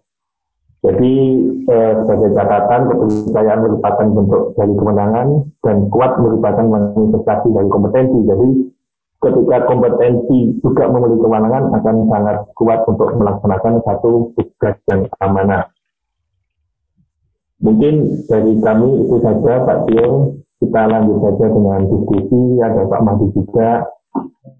Terima kasih. Baik, terima kasih Mas Anggara. Pak Mahdi mungkin masih ada yang dipaparkan? Kalau materinya tadi sudah selesai, Sudah cukup ya? Sudah cukup. Namun Ada tambahan? tambahkan dari yang tadi terkait kewenangan gitu. Kewenangan itu sebenarnya ceritanya itu yang memiliki anggaran kan PA sebetulnya. Jadi kuasa pengguna anggaran itu adalah orang yang diberikan wewenang sebagian wewenang kepada dari PA. Nah, PA juga itu menurunkan kewenangannya, KPA menurunkan kewenangannya ke PPK. KPA juga menurunkan wewenangnya kepada Komil, kepada pejabat pengadaan seperti itu untuk membantu PPK. Jadi makanya SK-nya itu kan SK Pokmil, SKPP pejabat pengadaan itu kan dari KPA. Karena limpahan wewenangnya itu ada di KPA. Nah, KPA sendiri itu menerima pelimpahan wewenang dari PA seperti itu. Jadi ketika ya seperti tadi dikatakan bahwa penandatanganan kontrak itu ada PA, KPA atau PPK, nah tinggal dilihat kantor ini PA-nya menurunkan delegasinya enggak wewenangnya kepada KPA. Kalau iya berarti penandatanganan kontrak itu cukup di KPA. Nah, KPA lagi ketika ya benar tadi ada sarannya bahwa menurunkan SK-nya seperti itu harus membuat SK menurunkan delegasinya. Iya benar, supaya PPK yang ditunjukkan kan biasanya PPK bisa saja itu per kegiatan. Ada juga yang per kegiatan, ada juga yang langsung satu tahun seperti itu. Jadi harus ada sampai di mana batasan delegasi. Harus jelas. Namun ketika ada PPK,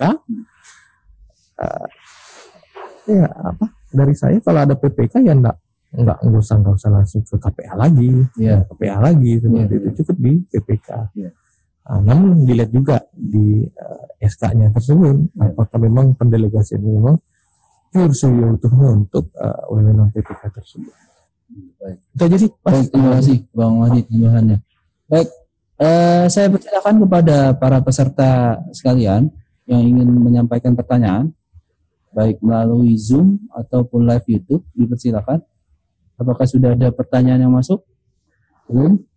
Baik, mungkin ini Bang, apa itu? Dari pengalaman Bang Madi, mungkin Mas Anggara juga bisa nih. Dari kasus-kasus nih, yang pernah ditangani lah, pernah didampingi. Apakah rata-rata penyebabnya apakah karena memang kontraknya yang tidak sempurna atau karena apa Bang? Kebanyakan belum sempurna, bukan sempurna ya. Kita juga tidak bisa beralasan ketidaktahuannya itu sehingga kontraknya bisa sehingga kontraknya bisa dikatakan salah seperti itu. Sebenarnya ya gitu, kekurang tahuan sih sebenarnya gitu. Jadi kontrak yang benar itu seperti apa sih gitu. Itu yang kadang biasa menjadi di skip oleh para PPK sehingga ketika muncul masalah dilihat kontraknya, waduh kok gini. Kita kebanyakan pada titik proses mendapatkan bagaimana penyediaannya, namun melupakan pengendalian kontraknya. Padahal kan sebenarnya kasus yang banyak masalahnya di LKPP itu kan yang kalau saya lihat dari ininya adalah masalah di kontrak dan pelaksanaan kontraknya seperti itu. Mitigasi bisa dilaksanakan dari awal ketika kita mengedukasi bahwa rancangan kontrak yang benar adalah ini. Namun tidak bisa langsung dilaksanakan seperti itu, harus ada pendampingan rancangan kontrak yang bagaimana yang dikatakan benar. Jadi kalau saya melihat dari kasus-kasus yang ini, kontraknya itu karena kontraknya dia kadang biasa juga ada PPK yang tidak memahami kontraknya tersebut. Ya karena mungkin karena kesibukan, apalagi dibuat oleh tim pembantu PPK dan hanya mendapatkan informasi sepihak dan itunya hanya kontraknya itu hanya diperlihatkan SSKK-nya gitu. Sehingga tidak mengetahui substansinya, tidak memahami secara utuh gitu. Baik. Mungkin Mas Anggara ingin berbagi pengalamannya terhadap permasalahan kontrak yang pernah dihadapi. Biasanya kalau terjadi permasalahan kontrak, penyebabnya apa Mas Anggara? Jadi tadi saya sudah menyampaikan juga ketika kemenangan hanya dimiliki dengan kemenangan saja dan adanya kompetensi. Jadi peraturan presiden pun sudah sangat jelas. Ketika KPA menjadi pejabat penandatanganan kontrak kan harus dibantu oleh pengelola pengadaan, tetap dibantu. Ada di pasal paling bawah kalau nggak salah. Jadi sebetulnya tidak usah malu ketika seorang KPA yang sebetulnya sudah memiliki kemenangan untuk meminta bantu yang kompeten, meminta bantu tenaga ahli misalnya, atau meminta bantu tenaga teknis.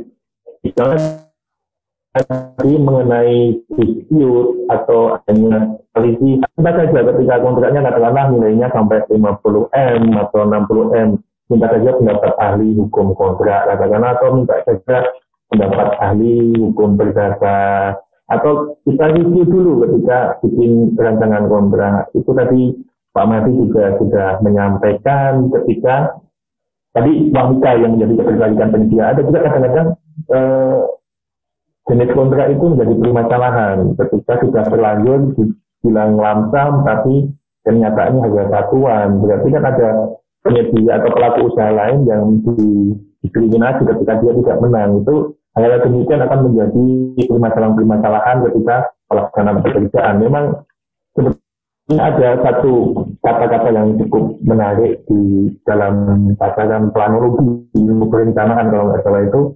Perencanaan itu memang mahal, tapi lebih mahal sebuah pembangunan tanpa adanya perencanaan. Mungkin demikian dari saya untuk mengenai persiapan melaksanakan kontrak.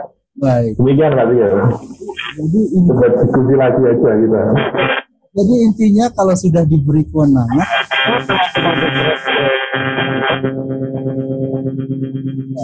kalau memang tidak fresh, Tempo sudah mengakomodir bisa hukum, teknis gitu kan, atau ya kita mengembangkan. Betul. Yang pertama dan kedua udah nggak sanggup, baru mundur. Jangan dipaksakan. Baik, ada pertanyaan dari para peserta sekalian? Belum? Baik, mungkin kita cukup memahami para teman-teman yang bergabung juga punya kesibukan. Dari LPKA Jogja, Mas Andi. Selamat siang Mas Andi. Ya. Ini sudah membuka kamera, maksudnya tanya apa? Atau ingin ikut berdiskusi, silakan Mas Andi. Mungkin saya ngikuti aja dulu Mas. Gitu sih aja dari arahan dari Mas Andi. Masih di Mas, silakan Mas. Di mute. Halo, selamat sore. Selamat sore. Ya, terima kasih Mas kesempatan diberi kepada saya. Mungkin dengan pengalaman kami tahun 2017 itu saya tujukan kepada narasumber Mas Anggara. Itu kontrak kami itu melebihi tahun anggaran. Ya, melebihi tahun anggaran, padahal tanggal habis kontrak itu tanggal 31 Desember. Yang kami lakukan pada saat itu adalah memperpanjang kontrak dengan PMK dengan dasar PMK 243 tahun 2015 kalau salah itu. Tapi yang saya sudah saya perpanjang kontrak dengan catatan-catatan, yaitu dengan denda keterlambatan. Tapi itu dari kontrak pelaksana. Tapi apakah kontrak dari perencana dan pengawas itu juga perlu dibuatkan kontrak perpanjangan, Mas? Itu yang perlu saya tanyakan. Terima kasih Mas waktunya diberikan. Untuk saya kembalikan. Saya umpan lambung. Bagaimana ini?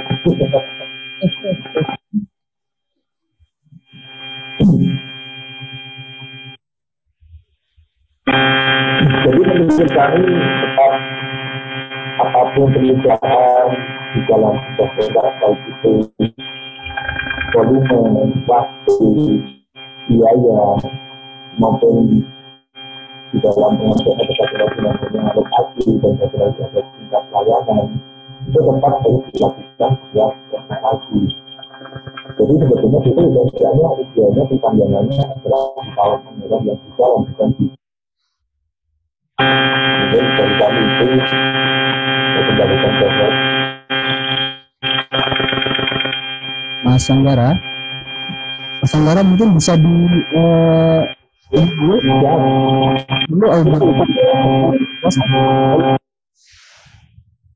ya, coba di-connecting kembali. Saya ulang lagi, jadi sebetulnya apapun yang ada dilakukan perubahan di dalam isi kontrak, baik itu perubahan waktu, perubahan spesifikasi, perubahan volume, perubahan biaya atau nilai, dan satu lagi adalah lokasi maupun layanan atau service level itu tetap harus dilakukan dengan merubah atau mengadendum kontrak. Saja tidak semua, menurut saya hanya tidak saja cuma adendum kontrak itu harus didaftarkan di KPPN juga. Tapi idealnya kalau kasus yang dialami Pak Andi dari LPKA Jogja itu perubahannya dilakukan di tahun berjalan, bukan di tahun selanjutnya ketika terjadi melampaui tahun pekerjaan yang tidak selesai tadi. Mungkin kembalikan ke host, demikian dapat kami. Mungkin Bang Adi mau ditambahkan, silakan. Jadi sebelum saya jawab, mungkin berpindah tahunnya ini kita kenapa harus berpindah tahun seperti itu? Apakah memang ada kendala di sini? Kalaupun memang diberikan kesempatan sebenarnya seperti itu sampai melewati tahun anggaran seperti itu, yang jelas anggarannya masih ada, itu sebenarnya nggak masalah seperti itu. Untuk yang jadi masalahnya gimana dengan kontrak perencana dan pengawasnya itu. Kontrak perencana dan pengawasnya, makanya itu sekarang kontrak perencana dan pengawas itu ada waktu penugasan. Jenisnya waktu penugasan. Kenapa waktu penugasan ini? Kita mengikuti pelaksananya. Jadi ketika pelaksananya nambah waktu, karena dia akan nambah juga. Nah, terus bagaimana dengan penganggarannya?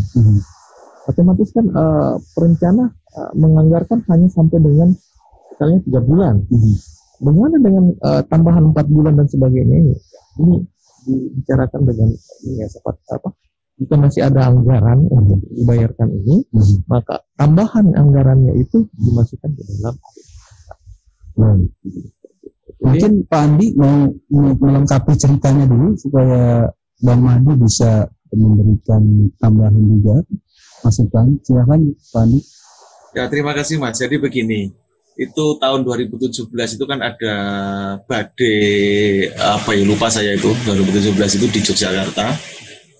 Terus pada saat itu sampai akhir tahun, karena pada waktu itu adalah pakai anggaran APBNP yang jangka waktu cuma 70 hari dengan nilai kontrak sekitar 6 miliar dengan 3 penyedia, 3 kontrak. Pada waktu itu akhir tahun dengan aturan KPPN dari pihak penyedia, 3-tiganya tidak bisa menyerahkan jaminan garansi bank karena mungkin nilainya masih tinggi. Karena pada waktu itu pelaksana itu yang satu kontrak yang 3 miliar itu masih posisi progresnya itu baru 61%. Jadi nilainya masih sangat tinggi kalau nggak pakai garansi bank sekitar 1,2 M. Terus yang kontrak kedua itu masih 800 juta. Yang ketiga itu sedikit, tapi dia tidak bisa menyerahkan garansi bank sampai pihak KPPN telah melebihi limit yang ditentukan harinya.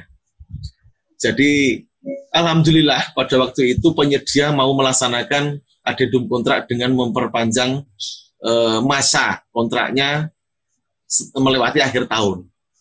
Jadi anggaran yang tersedia di tahun 2017 itu tidak terserap.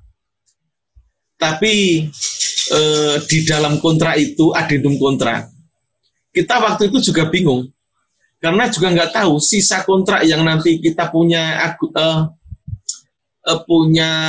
tagihan yang belum terserap itu. Kan di situ juga harus dijelaskan tahun anggaran akan dibayar kekurangan, itu akan dibayarkan tahun anggaran berapa. Ya itu kita masih bingung karena kita tidak tahu dari eselon 1 tuh tahun berikutnya itu dianggarkan tidak dari pihak penyedia itu. Makanya kami kemarin juga ya sebenarnya salah juga sih, kami terapkan akan dibayarkan tahun 2019 padahal itu belum tentu ada itu tahun 2019. Dan akhirnya tahun 2018 belum tentu ada. Dan alhamdulillah bisa keluar, kita sudah berdiskusi, berkonsultasi dan berkoordinasi dengan eselon 1, alhamdulillah keluarnya 2019. Kira-kira seperti itu dari penyedia itu bisa enggak, dalam arti lapor atau gimana menuntut kita dengan uang yang dia kerjakan belum bisa keluar, itu loh Mas. Mungkin bisa mohon pencerahannya dan arahannya untuk pengalaman saya dan untuk kedepannya. Jadi mungkin itu saja saya kembalikan. Ya, itu kan telah melaksanakan kewajiban. Jadi penyedia telah melaksanakan kewajibannya berapa persen? Seperti itu. Nah, tuntutan haknya juga sebesar itu, seharusnya sebesar itu. Bagaimana dengan ini sudah 5 tahun nih, saya kan harus minjam ke bank juga, ada bunganya apa dan sebagainya. Nah, klausul itu diatur tidak? Ganti rugi dari kepada penyedia itu diatur tidak? Kalau tidak diatur berarti penyedia tidak bisa mengklaim bahwa bunga yang diinginkan tidak ini. Jadi cukup bayar sesuai dengan berapa kewajibannya. Seperti itu. Jadi berapa kewajibannya yang berapa persentase. Kalaupun sampai dengan 100% berarti dia berhak untuk dibayar 100%. Tidak ada ganti rugi bahwa harus dibayarkan enggaknya dan sebagainya. Jadi bayarkanlah sesuai dengan besaran berapa kewajiban. Karena dari kewajiban itu keluar tuntutan. Ya, seperti itu. Kalau misalkan ini Bang, saya juga menarik ini Bang. Kalau kita tadi sempat dibahas penghentian sementara. Iya. Kalau misalkan diterapkan tadi klausul penghentian sementara, ya karena mungkin ada ini badai dan kahar juga.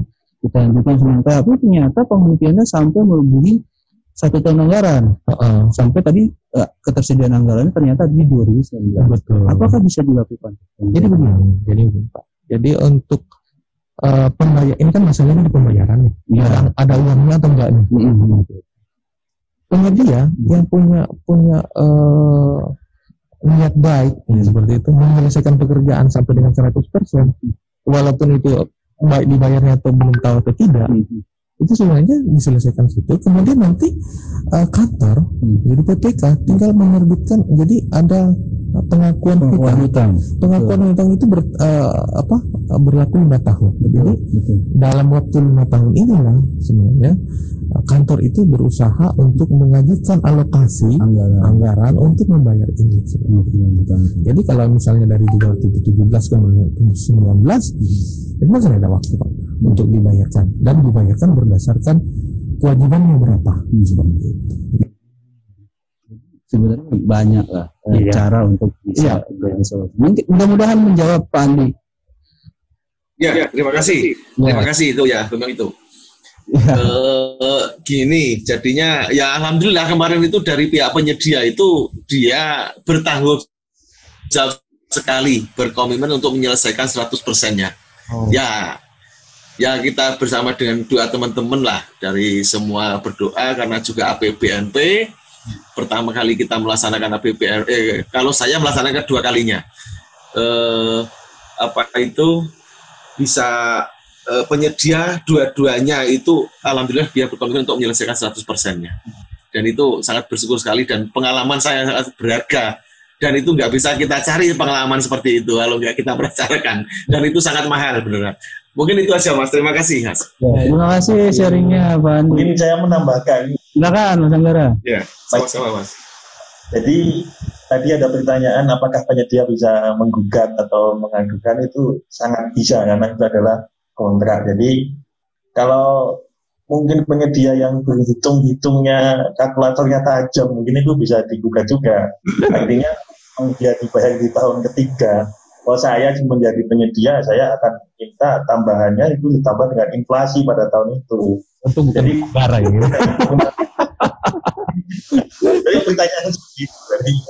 Jadi itu bisa juga kalau di dalam kontrak itu memang kedudukan kedua belah pihak itu sama sebetulnya, baik penyedia dengan pemerintah.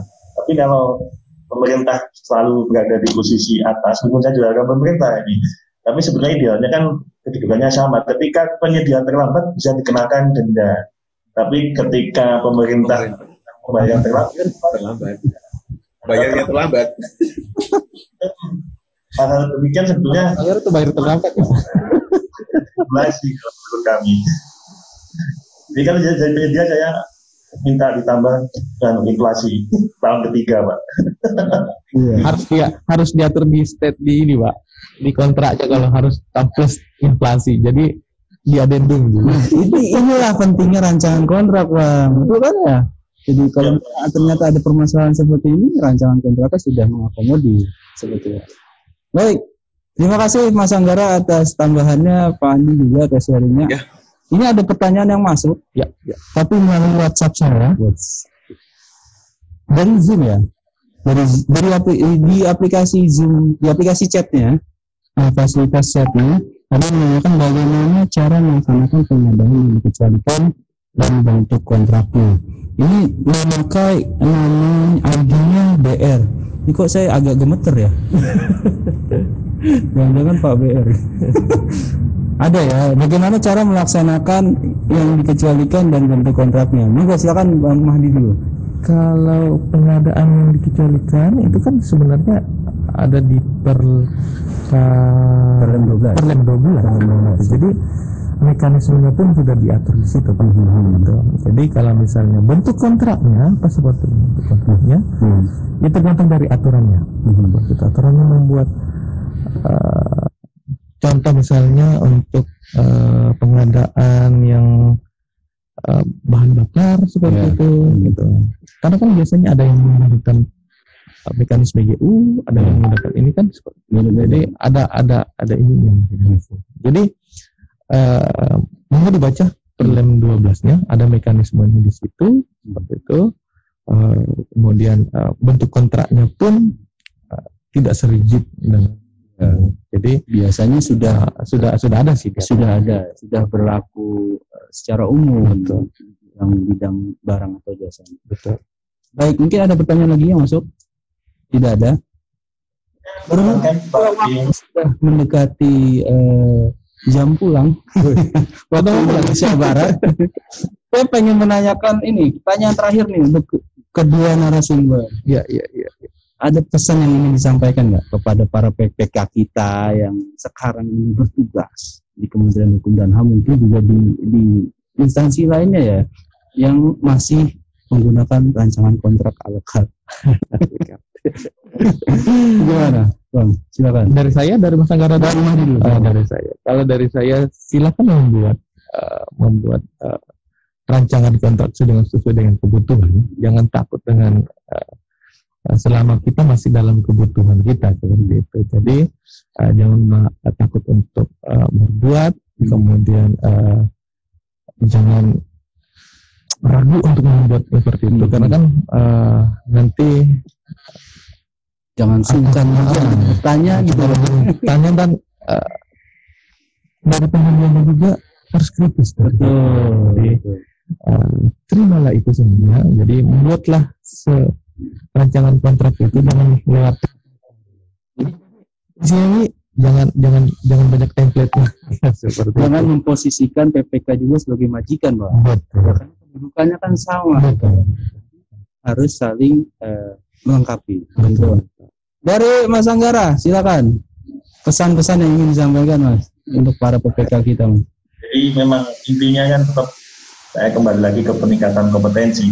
Karena nanti lama-lama juga akan tergilas dengan zaman, ada procurement agent, ada agen pengadaan yang akan menggantikan posisi-posisi PPK maupun di tataran pemilihan penyedia. Jadi yang memiliki kewenangan pun sebagai KPA itu tidak usah malu-malu untuk meminta tenaga ahli. Dia kan punya dana, punya kewenangan untuk menerbitkan SK, punya kewenangan untuk mengundang tenaga ahli. Jadi undang saja, kita susun sama-sama, jadi kita identifikasi sama-sama. Saya kembali lagi ke tadi pesan saya, intinya perencanaan itu memang membutuhkan biaya atau mahal, tetapi pembangunan tanpa perencanaan akan lebih mahal lagi. Demikian Pak Tio, pesan dan pesan. quotable sekali closing statementnya. Baik, jadi yang ingin saya garis bawahi ini dari penyampaiannya Pak Mas Anggara ya, memang kewenangan yang sudah diberikan harus dibarengi dengan peningkatan kompetensi. Dan yang juga tidak kalah penting Bang, ya bagi teman-teman yang punya anggaran lebih, tolong bantulah kita ini untuk meningkatkan kompetensi gitu ya. Ini saya nyampaikan ke siapa? Ya mungkin nanti supaya kita bisa lebih bersinergi gitu Bang ya. Betul. Nah, karena Kemenkumham bukan cuma sekjen aja, bukan cuma AHU aja, bukan cuma, tapi satu Kemenkumhamnya harus saling bersinergi sesuai dengan tata nilai kita. Betul. Pasti profesional, sinergi, transparan dan inovatif. Baik, itu saja dari saya. Terima kasih banyak atas atensi Bapak Ibu sekalian dalam podcast kali ini. Mudah-mudahan apa yang disampaikan oleh para narasumber bisa bermanfaat untuk aktivitas kedinasan kita, khususnya di pengadaan barang jasa. Dan jangan lupa tetap menerapkan protokol kesehatan, ya, karena kita masih dalam kondisi pandemi. Tapi juga kita berdoa mudah-mudahan segera berakhir kondisi ini dan kita semua bisa beraktivitas seperti biasa. Baik, saya Sastio Haji Darmawan untuk Procureholic Podcast di Jinahu undur diri. Wabillahi taufiq wal hidayah. Assalamualaikum warahmatullahi wabarakatuh. Waalaikumsalam.